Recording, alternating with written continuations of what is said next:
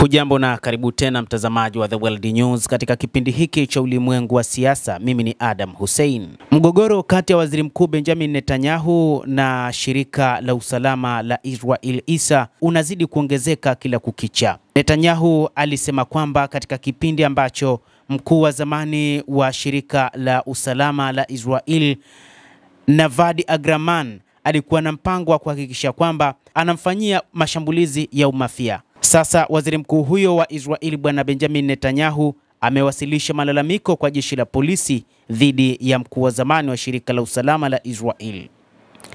Wakili wa Netanyahu alidai katika barua kwa mkuu wa polisi wa Israel Daniel Levy siku ya Ijumaa kwamba Agraman alikuwa akijaribu kumnyang'anya njia zinazotumiwa na mashirika ya uhalifu kulingana na matamshi ya Agraman aliyoyatoa wakati wa mahojiano ya televisheni Alhamisi usiku. Katika mahojiano hayo, Agraman alisema iwapo atahitimisha kuwa waziri mkuu anafanya kinyume cha sheria, atafichua kila kitu anachojua.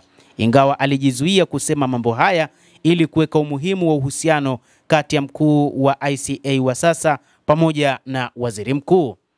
Hata hivyo, siku ya Ijumaa waziri mkuu Benjamin Netanyahu alisema kwamba mpango wa maafisa wa usalama walikuwa ni kumfanyia mashambulizi ya kimafia, huku akisema kwamba ni wakati sahihi wa kufanya uchunguzi juu ya matukio hayo. Kadhalika, katika kipindi hiki nchini Israel kumekuwa na kutokuaminiana baina ya viongozi wakuu katika taasisi mbalimbali, ikiwa ni pamoja na waziri mkuu Benjamin Netanyahu na baadhi ya viongozi wenye mamlaka, ambapo kumekuwa na kutoelewana baina yao. Aliongeza kuwa taarifa zozote zinazotishia usalama wa taifa la Israel zitatolewa kwa mujibu wa sheria, shirika la habari la Shinhua limeripoti. Katika makala hayo, Netanyahu alidai kuwa mistari yote miekundu ilivukwa wakati Agraman alipochagua kumtishia na kumtusi waziri mkuu aliyeketi madarakani kwa vitisho, kwa kutumia mbinu na mifano iliyozoeleka kwa mashirika ya uhalifu, kana kwamba mkuu wa idara ya ujasusi ya Israel ni mtu mafia akitumia mazoea kutoka kwa walimwengu wa uhalifu na kuvuka mipaka kabisa. Siku ya Alhamisi, baada ya mahojiano hayo kutangazwa, Netanyahu alidai katika taarifa yake kwamba uhalifu huu unaungana na kampeni nzima ya unyang'anyi kwa vitisho kupitia mkutano wa vyombo vya habari katika siku za hivi karibuni uliofanywa na mkuu wa sasa wa ICA Ronen Bar. Lengo la pekee ni kujaribu kunizuia kufanya maamuzi muhimu ya kukarabati ISA baada ya kushindwa kwake Oktoba 7 mwaka 2023 ambapo Hamas walitushambulia. Ifahamike wazi, vitisho vya uhalifu katika mtindo wa kimafia havitanizuia. Nitafanya kile ninachokihitaji kuhakikisha usalama wa Israel, alisema Netanyahu katika taarifa hiyo.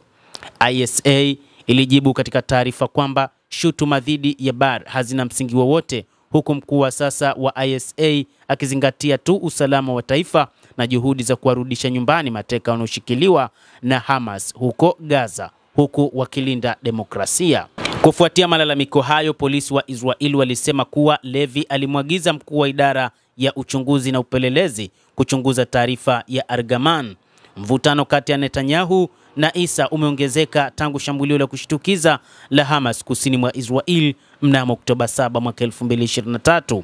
Mizozo imeibuka juu ya kushughulikia mzozo huo, mazungumzo ya kuachiliwa kwa mateka, uvujaji wa hati za siri na uchunguzi wa uhusiano wa kibiashara kati ya wafanyakazi katika ofisi ya waziri mkuu na serikali ya Qatar. Wakosoaji wa Netanyahu wanadai maamuzi yake yanasukumwa na kusalimika kisiasa, huku washirika wake wakisema ISA inaingilia maamuzi yake na kujaribu mapinduzi. Endelea kutufuatilia mtazamaji, na usisahau kulike, kucomment, lakini pia kusubscribe channel yetu hii. Mimi ni Adam Hussein. Endelea kutufuatilia, endelea kuwa nasi.